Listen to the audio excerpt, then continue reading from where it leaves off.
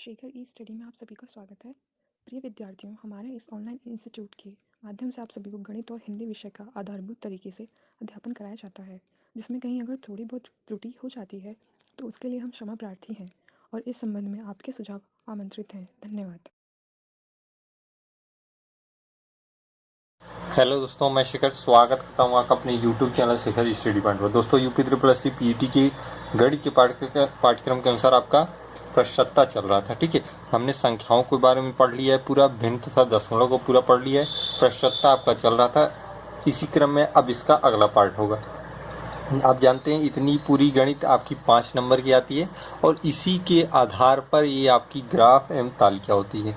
Graph और तालिका कल से आरंभ की जा रही है, जो आपकी 20 नंबर की होती है। ऑल टोटल गणित 25 नंबर की आती है, 10, 10 और 5। ठीक है, तो ये पीईटी में मुख्य भूमिका में होती है, इसलिए आपको इसे बेहतर तरीके से पढ़ना है। ठीक है, तो आइए शुरुआत करते हैं प्रश्नोत्तर का अगला पार्ट। देखिएगा, इस तरीके के प्रश्न आपकी परीक्षाओं में पूछे जा सकते हैं। ठीक है, इसलिए आपको बहुत बेहतर तरीके से इन्हें समझना होगा कि कैसे इन प्रश्नों को सॉल्व किया जाता है। देखिएगा, पहला प्रश्न है, रमेश के घर का किराया 2000 रुपये से घटकर 1500 रुपये हो जाता है। घर के किराए में प्रतिशत कमी कितनी हुई? मतलब प्रतिशत कमी पूछ रहा है किसमें? घर के किराए में, कि प्रतिशत कमी कितनी हुई। रमेश के घर का किराया जो है 2000 रुपये से घटकर 1500 रुपये हो जाता है। घर के किराए में प्रतिशत कमी कितनी हुई? ध्यान दीजिएगा, पहले कितना था?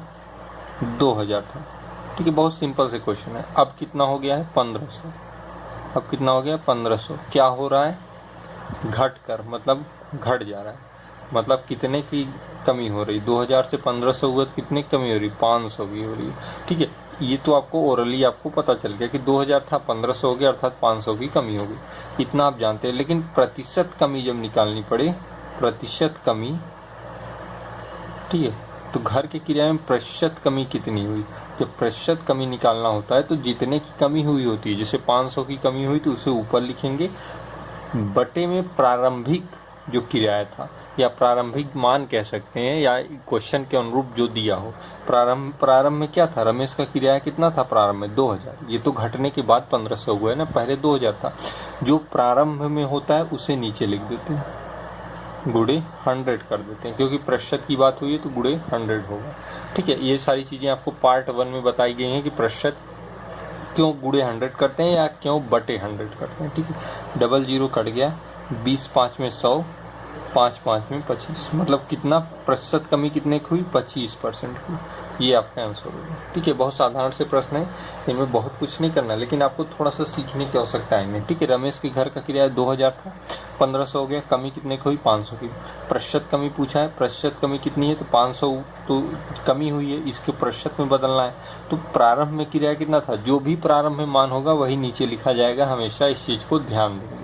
500 बटे 2000 गुणे 100 इसलिए कहते हैं क्योंकि हमें प्रतिशत में बात करनी है। ठीक है, अब इसको सॉल्व करेंगे तो 25 आ जाएगा। राम की आय श्याम की आय से 45% अधिक है, तो श्याम की आय राम की आय से कितने प्रतिशत कम है? देखिए, ऐसे प्रश्नों को यूं समझिए कि राम की आय श्याम की आय से 45% अधिक है, तो श्याम की आय राम की आय से कितने परसेंट कम होगी? मतलब एक की 45% तो दूसरे से अधिक है, तो उसकी कितने, दूसरे की उससे कितनी कम है? तो ऐसा आप नहीं कह सकते कि 45% कम होगी।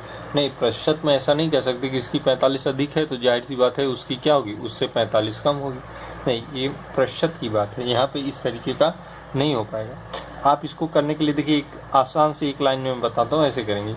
राम की आय श्याम की आय से 45% अधिक है। केवल और केवल आपको ये देखना है क्या दिया है? 45, और यहाँ क्या दिया है? अधिक या कम। अगर अधिक दिया है इसे देखेंगे, और इसे, ये मान जो भी दिया रहेगा इसे ऊपर लिख लेंगे। ठीक है, ऐसे प्रश्न, मतलब इस तरीके के प्रश्न जब पूछे तो ये मान हमेशा आप ऊपर लिखेंगे, और यहाँ देखेंगे अधिक कह रहा है या कम। अगर अधिक कह रहा है तो उसे 100 में जोड़ देंगे, किसे? इसी को। ठीक है, और इसी को गुणे 100 कर देंगे, क्योंकि प्रतिशत की बात करना, प्रतिशत कम है। कितने प्रतिशत कम? तो प्रतिशत की बात किया, 100 से गुणा कर देंगे। अब इसी को सॉल्व कर लीजिए, 45 बटे 145 गुणे 100। ठीक है, 5 9 में 45, 5 2 में 10, 5 9 में 45, ये हो जाएगा आपका 900 बटे 29। ठीक है, अब देखिए 30 होता 3 बार में जाता, 29 भी 3 बार में जाएगा, तो ये आ जाएगा 31.03%। आप इसे भाग दे के देख लेंगे। ठीक है, इतना आएगा। देखिए फिर से समझिए, राम की आय श्याम की आय से 45% अधिक है तो श्याम की आय राम की आय से कितने प्रतिशत कम होगी। ऐसा आप तो कह नहीं सकते कि 45 अधिक है तो 45 कम होगी, ऐसा नहीं कह सकते क्योंकि प्रतिशत की बात है। ठीक है, तो 45 अधिक है तो ऐसे प्रश्नों में देखिए पहले परसेंटेज देखेंगे, 45 दिया है, अधिक की बात की है 100 प्लस 45 इंटू 100। ठीक है, अब 45 100 प्लस 45 मतलब 145 गुणे 100, इसी को सॉल्व करने की ये आपका आंसर है। ऐसे प्रश्न मैं अभी और कराऊंगा। ठीक है, ये आप इस तरीके से पहला देखें, अभी आगे भी मैं कराऊंगा। ठीक है, आइए अगला प्रश्न देखते हैं। देखिएगा अगला प्रश्न है, यदि चीनी के मूल्य में 20% की बढ़ोतरी करने पर बिक्री में 25% कमी हो जाती है तो चीनी के से आय में कितने प्रतिशत की वृद्धि या कमी होगी। यदि चीनी के मूल्य में 20% की बढ़ोतरी करने पर बिक्री में जो है 25% की कमी हो जाती है तो चीनी से आय में कितने प्रतिशत की वृद्धि या कमी होगी। देखिए इसे मैं दो तरीके से बताता हूँ। पहला तरीका तो आप 20% दिया है, ठीक है, पहले इसे लिखेंगे और यहाँ पे 25% दिया है। ये क्या है, कमी है, कमी को हम माइनस से दर्शा देते हैं, ये 20% बढ़ोतरी है प्लस से दर्शा देते हैं। ठीक है, इतना आप समझ गए, इतना आपके प्रश्न के अनुसार मैंने लिखा है। अब देखिए 20% है, अगर भिन्न में बदलेंगे तो 20/100 कर देंगे, अर्थात 20 5 में 100 1/5 हो जाएगा। 25% है, भिन्न में बदलेंगे बटे 100 कर देंगे, ये सारी चीज़ें बताई जा चुकी हैं। 25 चौका 100 1/4 हो जाएगा। मैंने बताया था नीचे जो होता है वो प्रारंभिक मान होता है, आप जान लीजिए हमेशा भिन्न में, और ये जो होता है वो कमी या वृद्धि होती है। ठीक है, ये प्रारंभिक मान है, भिन्न में जब भी आएगा नीचे वाला प्रारंभिक होता है, ये क्या होती है, कमी या वृद्धि। ठीक है, इस चीज को आप जानते रहेंगे। कह रहा है कि चीनी के मूल्य में 20% की बढ़ोतरी, मतलब प्रारंभ में 5 था, 20 बढ़ा कितना 1, ये कमी या वृद्धि है, तो बढ़ोतरी हुई है, वृद्धि 1 की हुई है। अब कितना हो गया, 6 हो गया। ध्यान समझिएगा, प्रारंभ में 5 था, 1 बढ़ गया 6 हो गया। बिक्री में 25% की कमी, प्रारंभ में क्या था 4 थी बिक्री, कमी हो रही है, 1 की कमी हो गई, ऊपर 1 है, 1 की कमी होकर क्या हो गई 3 हो गई। ठीक है, ये चीज आपकी काल्पनिक रहेंगी। ठीक, अब देखिए, अब यहां देखिए 25% कमी, प्रारंभ में 4 था, अब 3 हो गया, गुणा कर दीजिए, 5 4 में 20, 6 3 में 18। ओवरऑल कितने की कमी हुई, 20 से 18 हो गई, 2 की कमी हुई। ठीक है, प्रारंभिक मान क्या है, पहले ये था, कमी के बाद ये आया। ठीक है, कमी के बाद यहाँ क्या ना 25% कमी हो जाती है। प्रारंभ में ये था, बाद में हो गया। प्रारंभ का मान नीचे रखते हैं क्योंकि हमें प्रतिशत वृद्धि या कमी ज्ञात करनी है। हुई क्या है, देखिए कमी हुई है, यहीं से पता चल गया, क्योंकि 20 से 18 हो गया अर्थात कम हो गया। तो कितने प्रतिशत की वृद्धि या कमी हुई, कमी हुई है। ठीक है, 2 की कमी हुई है, प्रारंभिक मान 20 है, गुणे 100 कर देंगे, 20 5 में 100, 5 2 में 10, 10% की कमी हुई है। ठीक है, 10% की क्या हुई, कमी हुई।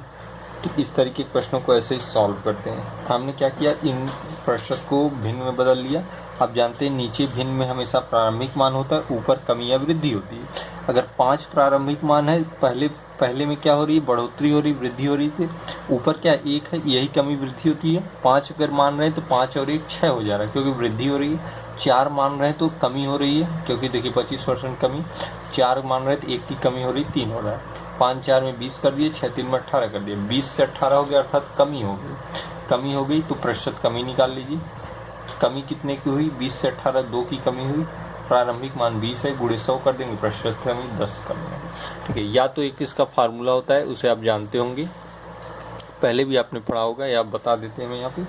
ये होता है m ± n, फिर यहाँ पे इंटू करके होगा mn/100। ठीक है, तो ये इस तरीके के फार्मूले से भी आप लगा सकते हैं। फार्मूले में थोड़ा सा संशोधन कर दें, यहाँ भी प्लस माइनस है। ठीक है, ये आपका फार्मूला, इसे लिख लीजिए। अगर आप नहीं कर पा रहे हैं तो इसको प्रयोग करेंगे फार्मूले को।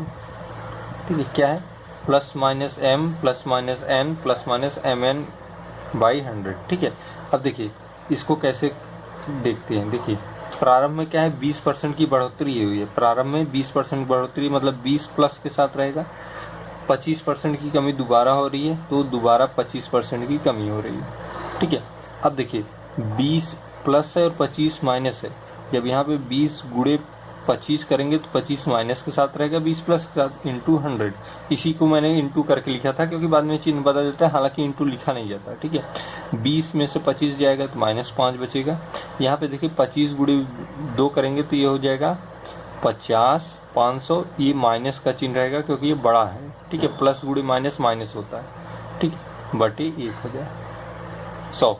ठीक है, अब देखिए -5 -500 बटे 100। ठीक है, ये यहाँ ऐसे लिखेंगे, -5 -500 बटे 100। अब 100 का गुणा इसमें हो जाएगा, 500 हो जाएगा, -500 ऊपर भी -500 बटे 100। ये -500 क्या हो जाएगा, जुड़ जाएगा, -1000 हो जाएगा बटे 100 हो जाएगा। 2 जीरो जीरो से कट गया। देखिए आया क्या, -10%। ठीक है, ये माइनस क्या दर्शा रहा है, कमी दर्शा रहा है। यही यहाँ आई है 10% कमी, यही यहाँ भी आया है 10% कमी। तो ये फार्मूला से भी आप लगा सकते हैं, ±m ±n ±mn बटे 100। ठीक है, यही फार्मूला से भी आप लगा सकते हैं, वही आएगा 10% की कमी। ठीक है, आइए अगला क्वेश्चन देखते हैं। देखिएगा अगला प्रश्न आपका है, किसी वस्तु का मान 25% से बढ़कर 2500 हो गया तो प्रारंभिक मान क्या होगा। कि यदि किसी वस्तु का मान 25% से बढ़कर 2500 हो गया, मतलब कोई वस्तु थी उसका मान कुछ था, वो 25% से बढ़कर उसका मान अब 2500 हो गया, तो प्रारंभिक मान क्या होगा। देखिए मैंने बताया था पहले 25% को लिखते हैं। ठीक है, इसे भिन्न में बदलते हैं। 25 भिन्न बदलने के लिए 100 से भाग देते हैं, ये हो जाएगा 25 1/4। ये हो जाएगा आपका प्रारंभिक। ये क्या होती है, कमी या वृद्धि। फिर से मैं एक बार लिख के आपको कंफर्म कर देता हूँ। ठीक है, यदि किसी वस्तु का मान 25% से बढ़कर, मतलब वृद्धि हो रही है, पहले कितना था, प्रारंभ में 4 था, कितने की वृद्धि हुई, 1 की वृद्धि हुई, अब कितना हो गया, 5 हो गया, 2500 हो गया, मतलब बढ़कर 2500 हो गया। मतलब ये जो 5 है यही किसके बराबर है, 2500 के बराबर है। तो 1 का मान क्या होगा, 500 हो गया। पूछ रहा है प्रारंभिक मान क्या होगा। प्रारंभिक मान कौन सा होता है, ये होता है 4। तो 4 जब 1 बराबर 500, 4 बराबर 4 गुणे 500, 5 में 20। प्रारंभिक मान क्या था, 2000। ठीक है, प्रारंभिक मान क्या था, 2000। तो इसी तरीके से सॉल्व करते हैं, सिंपल तरीके से हो जाएगा। ठीक है, अगर आपको नहीं समझ में आ रहा होगा कमेंट में अवश्य बताइएगा, कमेंट बॉक्स में, मैं फिर से इसे बताऊंगा। ठीक है, आइए अगला प्रश्न देखते हैं।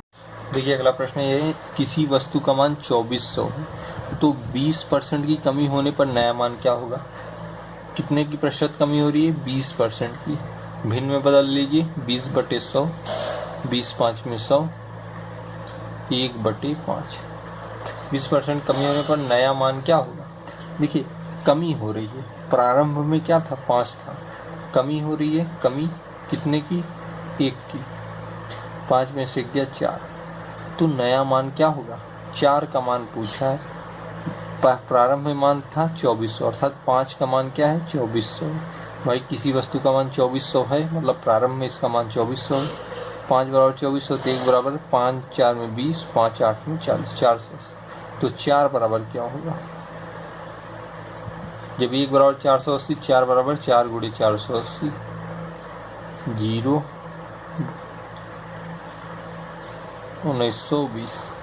ठीक है, कमी हो गई ना, 2400 से 1920 आ गई, कितने की, 20% की कमी हो गई, जैसे आपका आंसर होगा। ठीक उसी प्रकार से जैसा कि मैंने अभी आपको पहले बताया, यदि पेट्रोल के दाम में 10% की वृद्धि होने के कारण पेट्रोल की बिक्री में 10% की कमी दर्ज की गई हो तो पेट्रोल की आय में कितने प्रतिशत की कमी या वृद्धि हुई। यदि पेट्रोल के दाम में 10% की वृद्धि होने पर पेट्रोल की बिक्री, मतलब दाम अगर 10% बढ़ गया तो बिक्री में 10% की कमी हो गई, तो पेट्रोल से आय में कितने प्रतिशत की कमी या वृद्धि हुई। देखिए जैसे आप सपोज करिए, अगर पेट्रोल का दाम बढ़ गया तो आप क्या करेंगे, थोड़ा सा कम यूज करने की कोशिश करेंगे, मतलब कमी करेंगे, जिससे क्या होगा, पेट्रोल पंप के मालिक के ऊपर क्या होगी, आय में प्रभाव आएगा, क्योंकि उसका बिक्री कम हो गई तो आय क्या होगी, प्रभावित होगी। वही चीज़ यहाँ पे भी है कि 10% की वृद्धि हो गई तो बिक्री में, मतलब खपत जो उसकी बिक्री हो रही थी वो गिर गई, 10% की कमी दर्ज हो गई। तो पेट्रोल से जो उसको आय हो रही थी उसमें कितने प्रतिशत की कमी या वृद्धि हुई, यही आपसे पूछ रहा है। ठीक है, देखिए यहाँ पे एक रूल कार्य करता है, जब कमी या वृद्धि एक समान आंकड़े में हो, एक समान आंकड़े में हो, मतलब 10% की अगर कब वृद्धि हो रही तो 10% की कमी हो रही है, एक समान आंकड़े में हो, उसके लिए फार्मूला है m²/100। ठीक है, यही फार्मूला होता है। ठीक है, अब चाहे अब यहाँ पे देखिए शर्त क्या हो सकती है, मतलब कंडीशन क्या हो सकती है, चाहे पहले कमी हो बाद में वृद्धि हो, या फिर पहले वृद्धि हो बाद में क्या हो, कमी हो। अब देखिए यहाँ क्या है, 10% की वृद्धि हो रही, पहले वृद्धि हो रही है, उसके बाद बिक्री में 10% कमी हो रही, बाद में कमी हो रही है, और कमी और वृद्धि एक समान आंकड़े में हो रही है, 10% यहाँ भी 10% यहाँ भी। फार्मूला कौन सा लगा देंगे, ये लगा देंगे m²/100, जहाँ m बराबर क्या है, वही 10 के बराबर है, 10 का वर्ग बटे 100, मतलब 100/100 बराबर 1। अब आप कैसे निर्धारित करेंगे कि वृद्धि हुई कि कमी, एक तो आ गया, एक क्या है, वृद्धि एक कमी। तो ध्यान दीजिएगा, ऐसे मामलों में सदैव कमी होती, कमी आप कह सकते हैं हानि होती, हानि से भी रिलेटेड पूछ सकता है, सारी प्रक्रियाएं यही रहेंगी, कमी या हानि होती है। तो 1% की क्या है, 1% की हानि है। ठीक है, ये आपका आंसर हो गया, 1% की हानि हुई। ठीक है, इस तरीके के प्रश्नों को ऐसे सॉल्व करते हैं। जब भी आपको समान आंकड़ों में वृद्धि या कमी या लाभ या हानि कहे तो ये फार्मूला लगाएंगे, और उसमें हमेशा हानि होगी, चाहे वो पहले कमी बाद में वृद्धि हो, चाहे पहले वृद्धि बाद में कमी हो, होगी क्या, सदैव हानि होगी या कमी होगी। ठीक है, तो फार्मूला ये नोट कर लीजिए। तो आज के इस एपिसोड में इतना ही। देखिए आपको धीरे धीरे प्रश्नों को बताया जा रहा है, जैसे जैसे आपकी परीक्षाओं में प्रश्न बनते हैं उस तरीके से आपको समझाया जा रहा है। ठीक है, अब मिलते हैं अगले पार्ट में कुछ और अधिक प्रश्नों के साथ।